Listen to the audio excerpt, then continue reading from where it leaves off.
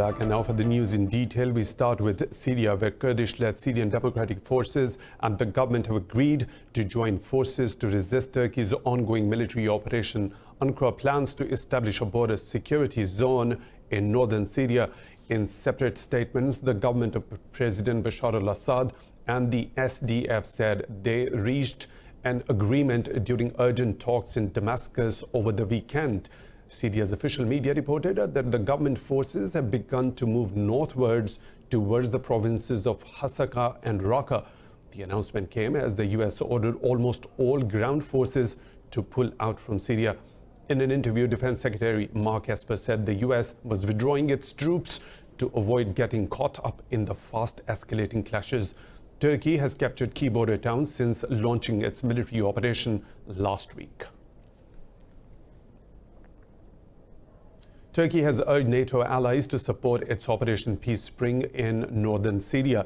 In a statement, President Erdogan said the international media is spreading misinformation about its campaign to establish a safe zone.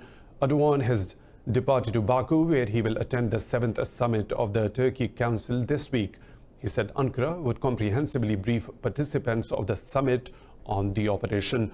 Meanwhile, the National Defense Ministry says 525 terrorists have been neutralized since the start of the operation.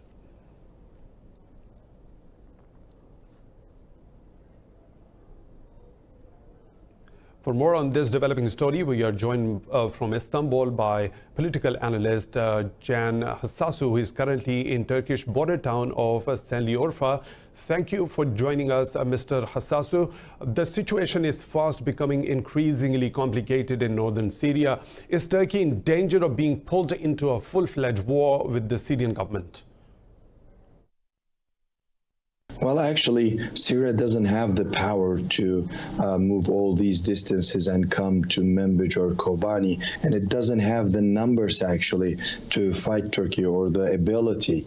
I mean, Syrian regime together with Iran and Russia, they did use some tactics to avoid Turkish movement. The YPG declared that they agreed with the Syrian regime to hand over these areas to the regime, but in fact, Manbij and Kobani, there are two different areas with different characters.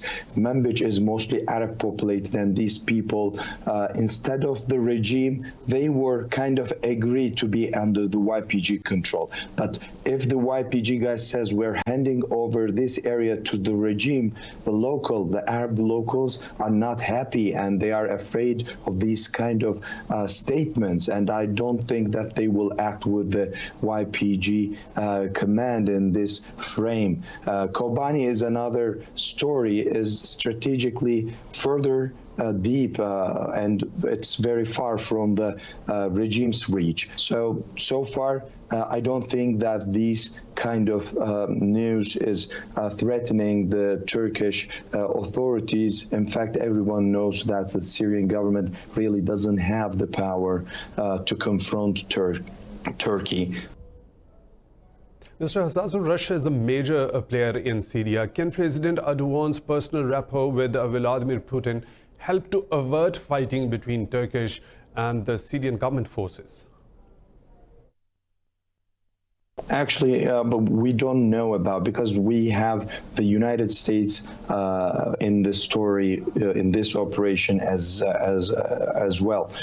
In the previous operations, it was an agreement between Russia and Turkey, and Russia was convincing Iran not to stop Turkey or stand in its way, and they worked on an agreed area for the operations. But in this one, I think day by day, the range of the operation changes according to the statements that comes. Communication between Ankara and Moscow will be very important within the upcoming days, but I can't really speculate about it. Thank you, Mr. Hassasu. We were talking to Istanbul-based political analyst Can Hassasu. Now moving on, Russia's President Vladimir Putin will fly into Riyadh today for talks with Saudi Arabia's leadership. Putin and Saudi Crown Prince Mohammed bin Salman are expected to discuss tensions in the Gulf as well as the wars in Syria and Yemen. In an interview, Putin praised Saudi Arabia for its help to formulate a political settlement in Syria. He condemned the September 14 airstrikes on Saudi oil facilities. If anyone believes that acts such as the seizing of tankers or strikes against oil infrastructure could in any way affect the cooperation between Russia and our Arab friends, Saudi Arabia, United Arab Emirates, or they could affect or destroy our interaction in the context of OPEC+, they are very wrong. Putin said he and Saudi leaders would talk about measures to avert any political fallout on international oil markets. Saudi Arabia and Russia are the world's two largest oil exporters. For more on this, we are joined live from Moscow by our correspondent Julia Chapman. Julia, in interviews prior to his departure for Saudi Arabia, President Putin has spoken out against the September 14th attacks on Saudi Aramco production facilities and other attacks on tankers. How worried do you think is Russia about the tensions in the Gulf? Well, Russia is certainly concerned about tensions in the Gulf, and it has been supporting Saudi Arabia through that. It's offered it the S-400 missile system, once again saying that Saudi Arabia needs to be able to defend itself. But what Russia hasn't done is echoed Riyadh's criticism and accusation that Tehran was behind these two attacks on the oil production facilities in Saudi Arabia. Russia is, of course, an ally of Iran, works very closely with Iran on a number of issues, not least the JCPOA Iran nuclear deal, and of course in Syria as well, where both sides are backing the same side of the conflict. That is, of course, the Syrian government under Bashar al-Assad. But Russia does certainly keep a very close eye on events in the Gulf. Russia, of course, very concerned about what these attacks could mean for global oil prices. Of course, we saw oil prices skyrocket after those attacks took place, and so Russia's energy minister was quick to step in and offer to increase production from the Russian side in the wake of those attacks. Julia, President Putin has praised Saudi Arabia for its role in helping find a settlement in Syria. Although the two countries are at odds over Iran's role in the conflict, what do you expect the Syria-specific element of his talks with the Saudis to yield? Well, we are expecting President Vladimir Putin to raise the issue of Syria on this trip to Riyadh today. And we expect them to be discussing, of course, the latest developments that have been going on in northeastern Syria with the Turkish operation to push out Kurdish forces there. That's something that Russia is very concerned about, because Russia is very worried about maintaining Syria's territorial integrity. And so that's something that they're going to be discussing today. But of course, Russia is looking forward to, at the end of the month, when we're expecting the first meeting of Syria's constitutional committee. That's something that has been a brainchild of Russian President Vladimir Putin himself, and he might be calling on Saudi Arabia today to get involved in that. He has expressed an interest previously in Arab countries being involved in the settlement in Syria. He says that he wants to see peace in Syria, and he is expecting that to be happening imminently, which is why, of course, Russia has been so concerned with the latest developments that have been going on in northeastern Syria with this Turkish operation. So he will be calling on Saudi Arabia to be backing the Syrian Constitutional Committee, to be looking forward, pressing ahead with peace efforts in the country. Julia, Saudi Arabia and Russia are the world's two largest oil exporters and have actively cooperated to stabilize international oil prices. What further measures are expected to come under discussion in Riyadh during this meeting? Well, we don't have any specific details of what that could entail today, but we do know, as you say, that the two countries have worked very closely on trying to stabilize world oil prices. Of course, they are both members of the OPEC Plus arrangement, and that's something that they've been working on over the past couple of years to help maintain stable oil prices. As I mentioned, though, these attacks on the oil production facilities in Saudi Arabia last month certainly sent oil prices into there was a big jump in oil prices after that, and that's something that's been very concerning running to Russia. Of course, Saudi Arabia is responsible for roughly 10% of the world's oil production, and it was cut in half in the immediate aftermath of those two attacks. And so that's been a huge knock-on effect on oil prices. That has an impact, of course, on Russia and the other large oil-producing nations. So we expect that to be at the top of the agenda today because oil prices are of very much importance to Russia. We're also expecting the two countries to discuss deals in investment and economic cooperation between the two countries that could be worth up to $2 billion US. That could be ranging from fields of agriculture, transport, and of course petrochemicals as well. So those are some of the things we're expecting to come out of the talks today as President Vladimir Putin visits Riyadh for the first time in more than 10 years. Thanks, Julia. Our Moscow correspondent, Julia Chapman, giving us insight on Russian President Vladimir Putin's visit to Saudi Arabia later today. Now, moving on, over 200 university students in Indian Telangana state have held a candlelight march against the lockdown in occupied Kashmir. Over 70 members of the Jammu and Kashmir Students Association also took part in the demonstration. Talking to reporters, the students said despite Indian media's claims, there is no normalcy in the occupied valley. Meanwhile, families of thousands of arrested Kashmiris are facing immense difficulties to meet them. Family members wade through endless checkpoints in Srinagar, where they have to wait for several hours. The occupying forces have arrested over 13,000 Kashmiris, mostly youths, since August the 5th. The New Delhi imposed clampdown and communications blackout has entered its 71st consecutive day.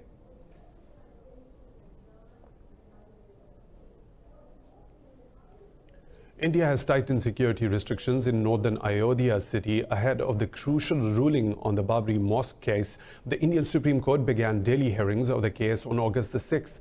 It is expected to conclude by Thursday. Amid fears of communal violence, Maharashtra's state authorities imposed a ban on public assemblies in Ayodhya. Hindus and Muslims have been bitterly divided for decades over the 16th century Babri Mosque. Tensions boiled over the 1992 when Hindu extremists destroyed the mosque. It ignited a pogrom in which 2,000 Muslims were murdered.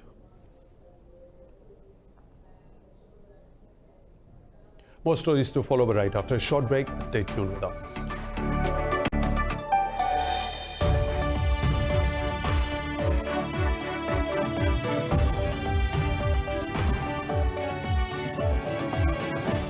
Welcome back. The UN says only biometric votes cast in September the 28th presidential elections should be counted. In a statement, the body endorsed the prior demands of Afghanistan's Election Commission and Electoral Complaints Organization. The UN's assistance mission in Afghanistan urged the government and electoral bodies to safeguard and complete the election process. UNAMA said Afghans braved security threats to cast ballots last month and commended voters for carrying out their civic duty. The preliminary results of the presidential polls are scheduled to be announced on October the 19th. Prime Minister KP Sharma Oli says Nepal will never allow its territory to be used for separatist activities in China. Meeting China's President Xi Jinping in Kathmandu, Oli says Nepal firmly supports the One China policy. President Xi Jinping says any attempt to split China will end in vain. Both countries signed at least 15 agreements, including a deal to expand a railway link between the Himalayan nation and Tibet. The link will be the part of China's Belt and Road Initiative, which Nepal joined in 2017. Nepal sees the rail link with China as an alternative to its dependence on India. In a new wave of protests in Hong Kong, demonstrators have attacked police stations and vandalized businesses with ties to mainland China. Police said the protesters blocked roads and firebombed branches of Bank of China and offices of pro-Beijing politicians. The protests marked the 19th week of protests. Officials said the protesters hurled more than 20 petrol bombs at Mong Kok police station. Meanwhile, President Xi Jinping said any attempt to split China is doomed to fail. During his visit to Nepal yesterday, Xi Jinping said that plans of external forces to split China are delusional. In Ecuador, President Lenin Moreno and indigenous leaders have reached a deal to cancel a controversial austerity package. This ends nearly 2 weeks of violent protests. Under their agreement, Ecuador's government will pull out of an IMF package that included a sharp rise in the prices of petrol and diesel fuel. Indigenous leaders, in turn, will call on their followers to end days of protests and street blockades. In a statement, the two sides said that they will work together to develop a new package of measures to cut government spending, reduce Ecuador's budget deficit.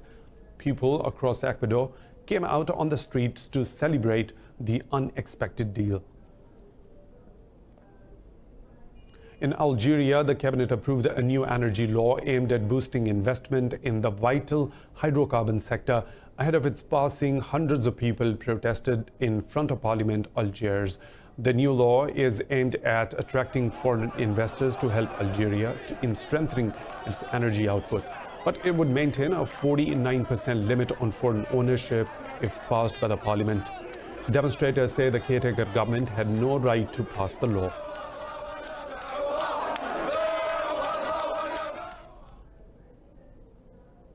In Tunisia, exit polls suggest that independent candidate Kais Saied has been elected the country's next president. Two polls projected that law professor Saied won about 77% of the votes in yesterday's runoff election against Nabil Karoui. In central Tunis, as the unofficial result was released, supporters gathered at Said's campaign offices to celebrate. Media mogul Nabil Karoui, who campaigned for elections mostly from prison, secured around 25% of the vote. About 7.2 million voters were registered in more than 4,500 polling stations across the country.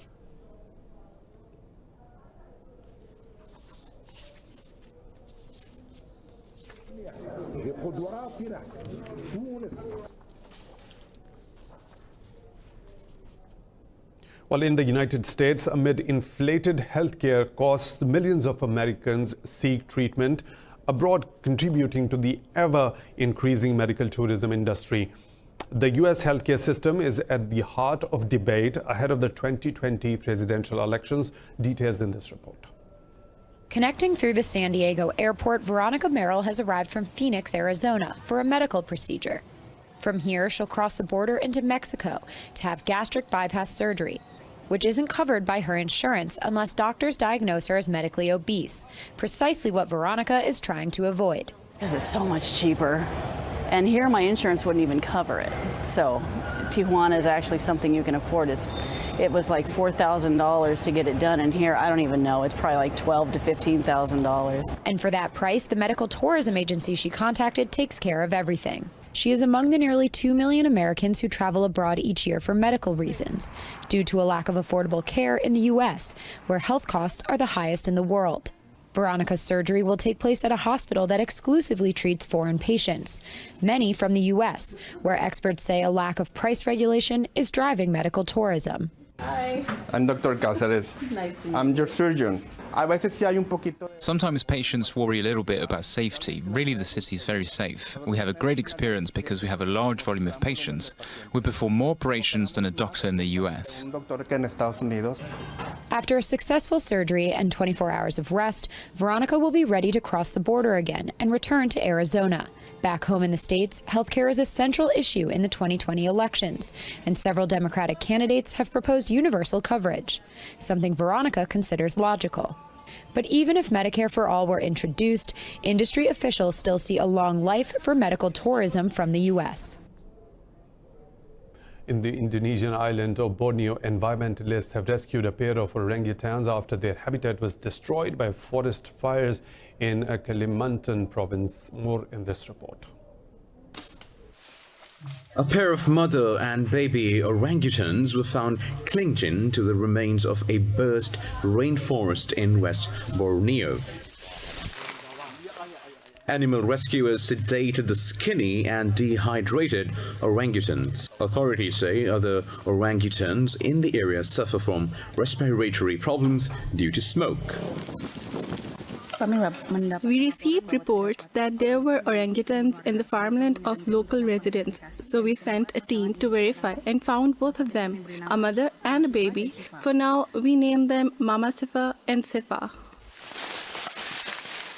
Rescue teams relocated the pair to a healthy patch of forest the same day. Our team couldn't find a way for the orangutans to return to their habitat, so there's nothing to eat on the farm. Therefore, we decided to rescue them and transfer both of them to their original, safer habitat. Due to slash and burn farming practices, more than 320,000 hectares of forest was burnt from January this year. The fires still burning in Kalimantan have also been spewing toxic haze over neighboring Singapore and Malaysia.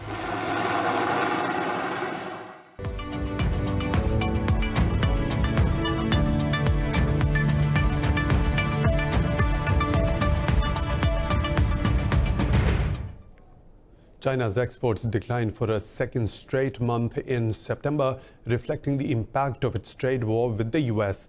Custom authorities in Beijing said export shipments fell by over 3%, more than had been forecast by the financial analysts.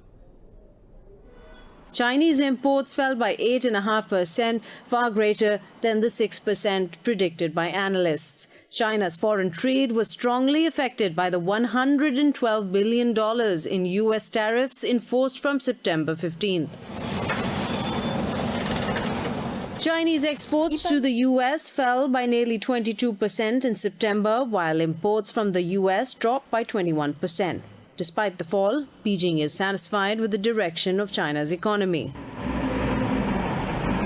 The proportion of general trade has increased continually, signaling the improvement of the quality of our country's foreign trade development. Meanwhile, China is getting good result from its economic transition. The weak trade data comes days after the U.S. agreed to delay the imposition of $250 billion of enhanced tariffs on Chinese goods.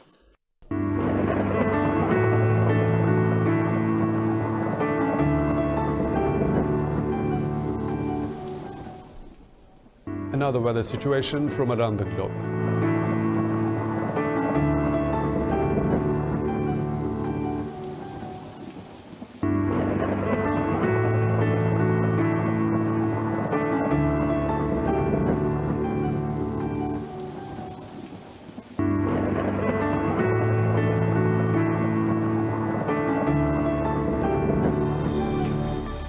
And that's all for now. Thank you for watching. For further updates, stay tuned to Indus.